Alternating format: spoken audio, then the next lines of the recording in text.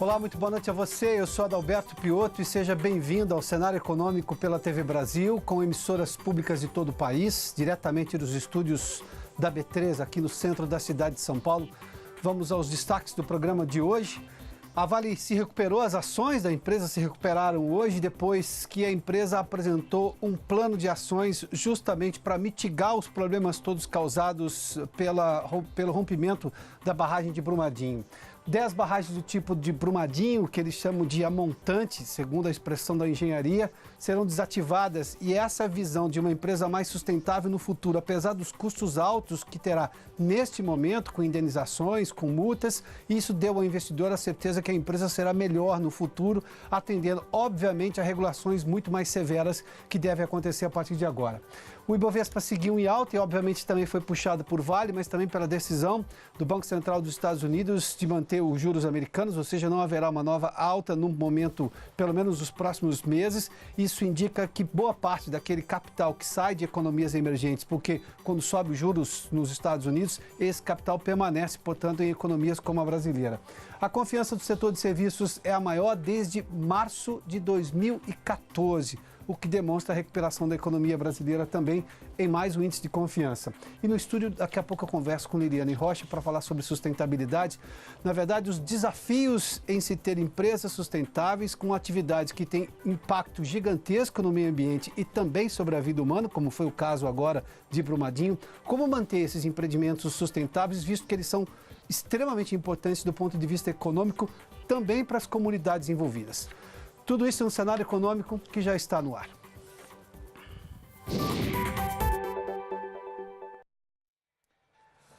As ações da Vale tiveram alta expressiva aqui no Ibovespa e também os papéis negociados em Nova York.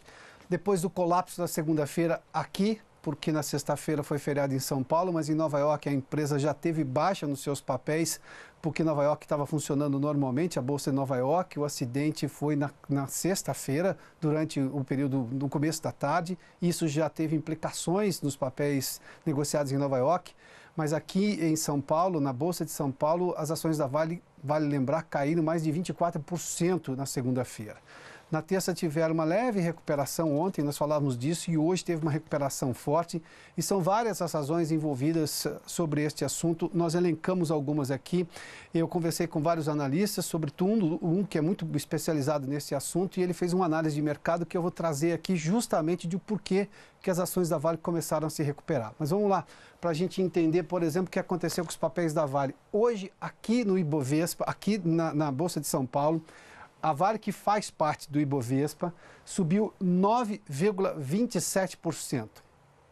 Para uma ação que caiu mais de 24% na segunda-feira, hoje subiu 9,27% a R$ 46,70.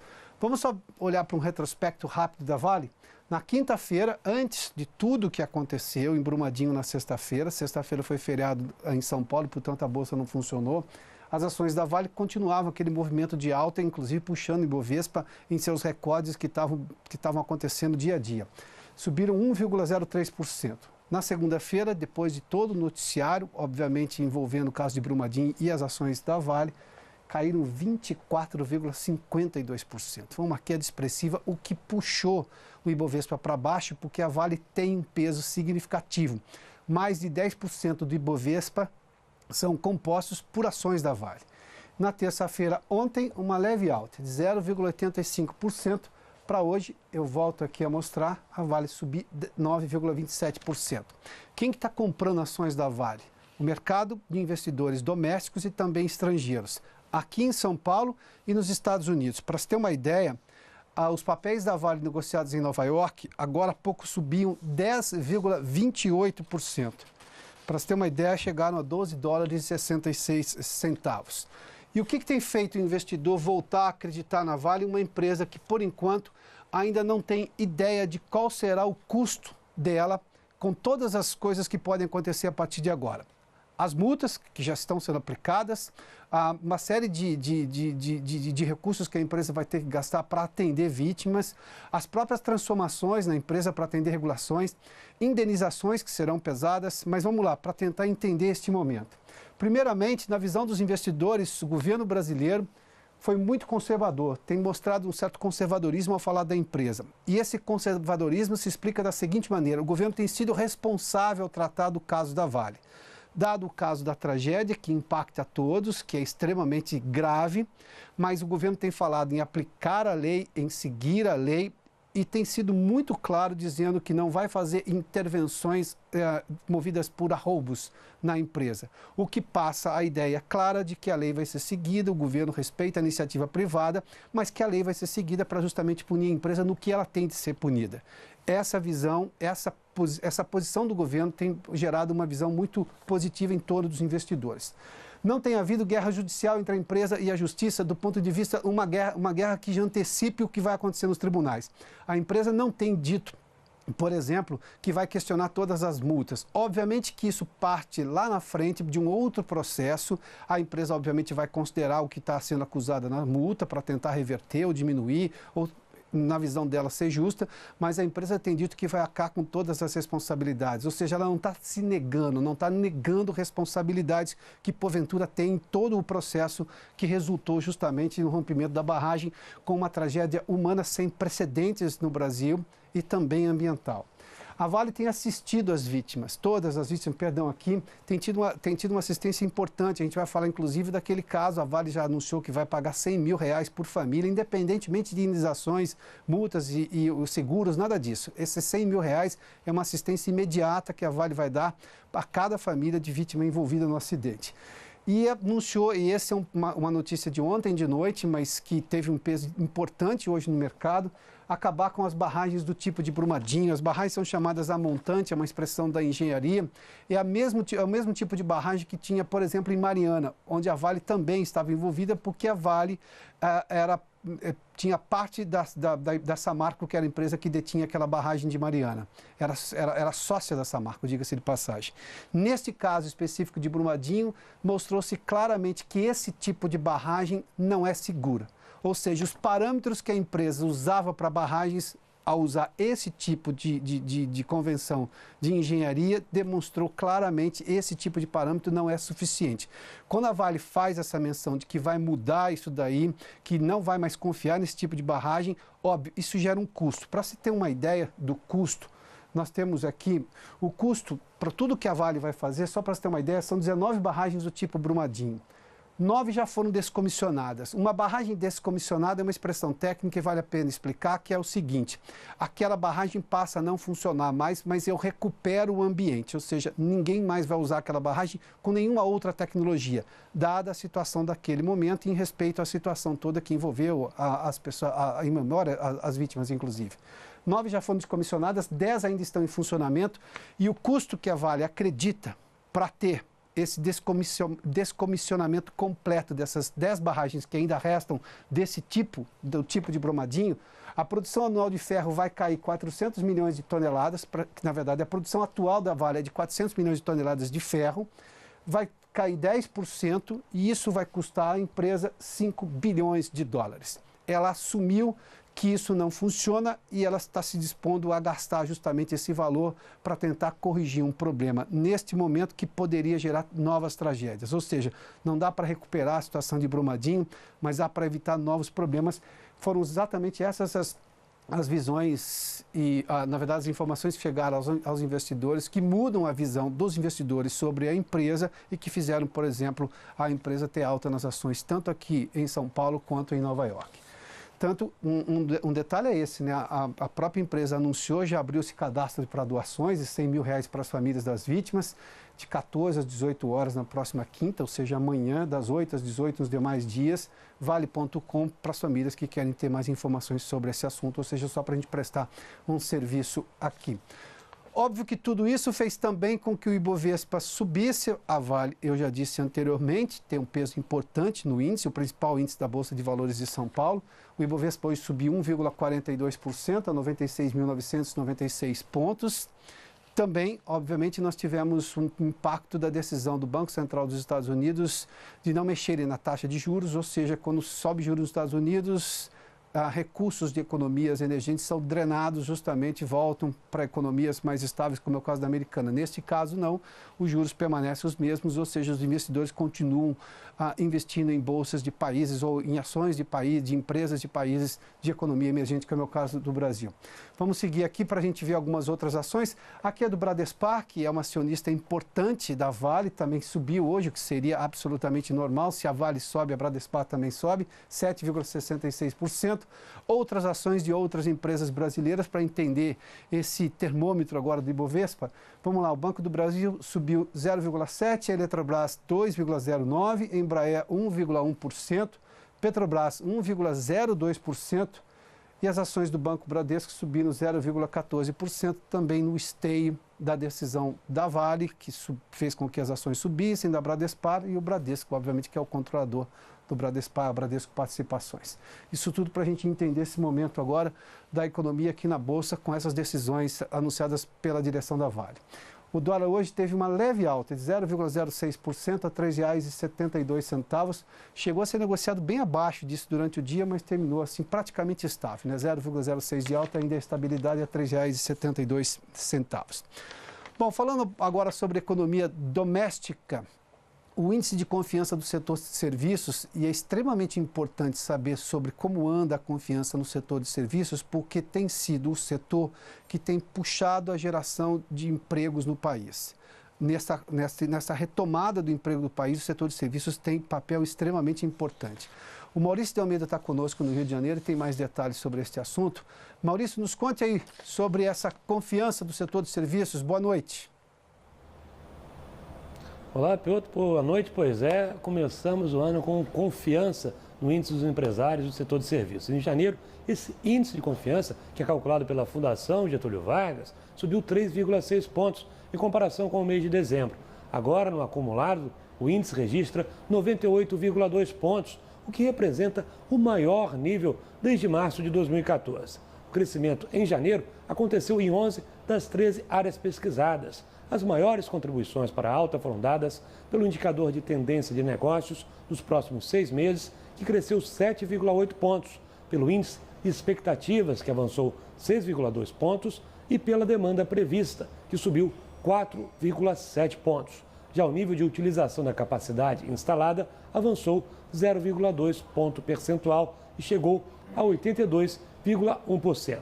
Segundo os pesquisadores da Fundação Getúlio Vargas, o otimismo do setor de serviços está ligado às expectativas com as ações do novo governo na área econômica, um sinal de que os empresários estão otimistas com a política adotada pelo governo federal, tanto que em janeiro, 51% das empresas relataram que esperam melhorar os negócios nos próximos 6 meses, que foi a maior marca desde janeiro de 2012. O bom desempenho dos serviços é fundamental para o crescimento do Produto Interno Bruto brasileiro, já que o setor é responsável por cerca de 70% do PIB do país. Como você falou, Piotr, os serviços crescendo, eles acabam gerando mais empregos e tudo isso alavancando a economia brasileira.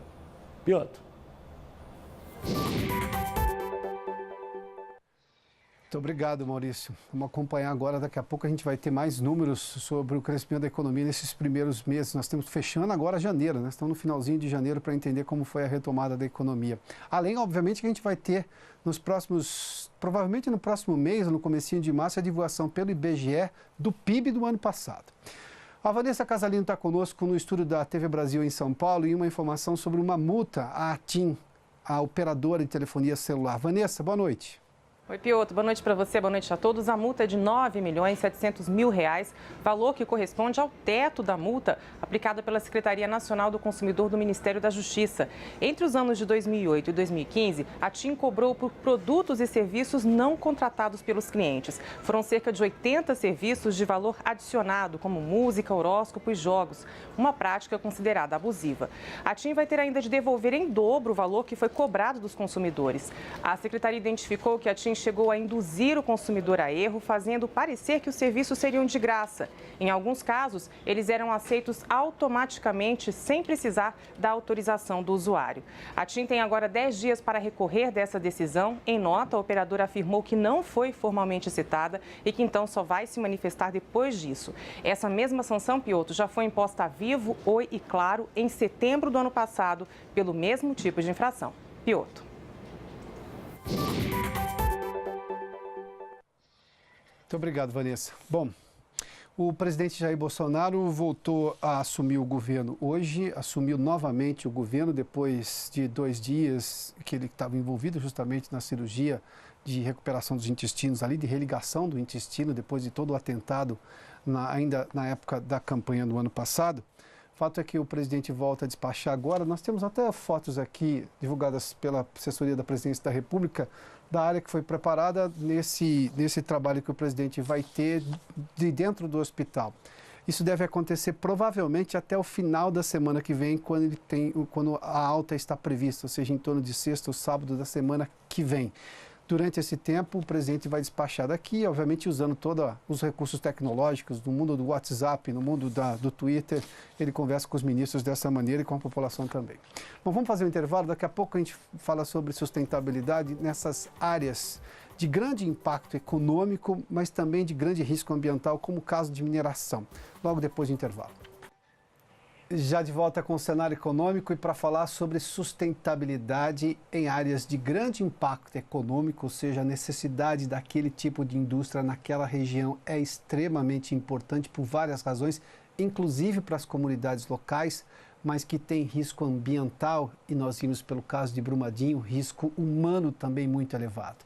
Para falar sobre esse aspecto da sustentabilidade, os desafios de manter a sustentabilidade em locais como esse, a Liliane Rocha está conosco aqui, que é especialista no assunto. Liliane, seja bem-vinda aqui ao Cenário Econômico. Eu vou começar com um resumo rápido sobre o que aconteceu com a Vale aqui, além de tudo que nós todos já conhecemos, mas a empresa agiu rápido em dizer o que vai fazer.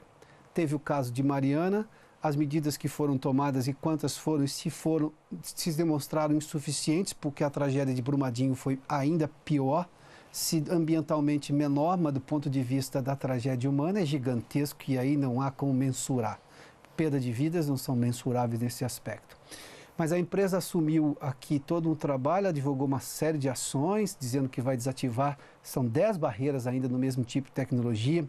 Agora, eu me lembro de uma frase do prefeito de Brumadinho, acho que no final de semana, ele disse assim, olha, a Vale tem culpa sim, mas sem a Vale a cidade acaba, porque 65% dos impostos do município vinham da Vale. Sem contar a atividade comercial das pessoas que moram em Brumadinho e trabalham para a Vale, ou seja, o comércio também depende.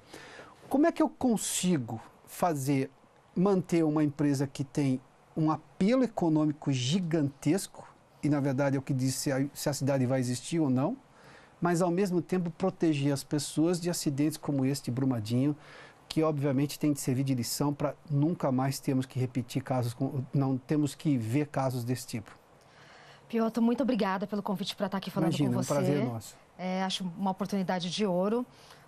Bom, eu estive em Brumadinho algumas vezes, a passeio para visitar o Inhotim, pelo menos 3, e a trabalho mais umas 3. Cheguei a falar com a prefeitura, com o secretário do Meio Ambiente em momentos anteriores, prefeituras anteriores. E vi também, né, essa fala da prefeitura e me debrucei bastante sobre ela, porque quando a gente olha...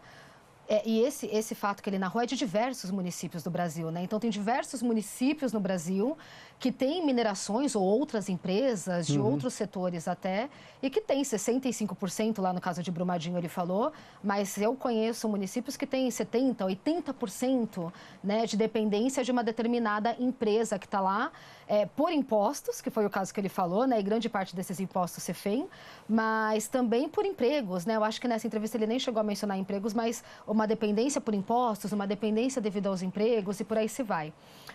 Eu entendo, e hoje eu fiquei dentro da medida, né, do que é essa situação, fiquei muito feliz quando eu vi a medida tomada pela Vale de se comprometer com o descomissionamento, né, das 10 barragens que estão faltando, que são as barragens a montante, que são as mais críticas de fato, e de não tê-las mais. Então, o que eu acho assim, de mais importante para que a gente consiga ter essas unidades industriais nos municípios, gerar essa renda, gerar esses impostos e ser bacana para a empresa, para as pessoas e para o meio ambiente, né, que é o tripé da sustentabilidade que a gente tanto fala, é o aprendizado com esse tipo de situação quando ela ocorre. E na sua impressão, nessas ações rápidas da Vale, nós estamos falando de uma coisa tomada 3, 4 dias depois. Desse montante, assumindo o custo alto, inclusive, da desativação, do descomissionamento dessas barragens, isso mostra que a empresa está num outro patamar do que ela esteve, por exemplo, depois do caso de Mariana? Eu acredito que houve um aprendizado.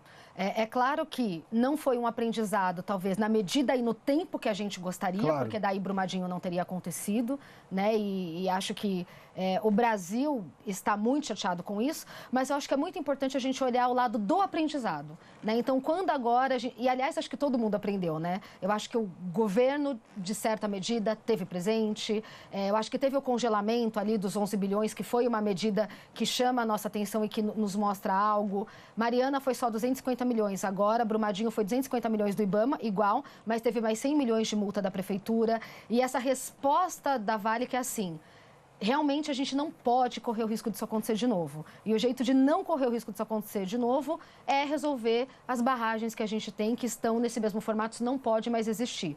Então, acho que é uma medida da Vale de aprendizado e espero profundamente que é um aprendizado para todas as outras mineradoras. A quantidade de barragens que a gente tem no Brasil é imensa, a gente já falou isso à exaustão, não estou trazendo uma novidade, cerca de 24 mil barragens, 3 mil em risco, 5 mil associada a dano, que se pode acontecer e qual o impacto se acontecer de novo um caso como esse, 45 de altíssimo risco. Então, quando a gente aprende com uma situação como essa, e acho que o empresariado, né, porque eu entendo que as outras empresas também não estão numa situação confortável, né? Então, olhar para esse caso agora e aprender e fazer junto, tomar responsabilidade para si, eu acho que é fundamental. Porque, Liliane, sem menosprezar de forma alguma, nós temos um dano humano gigantesco, mas a própria empresa...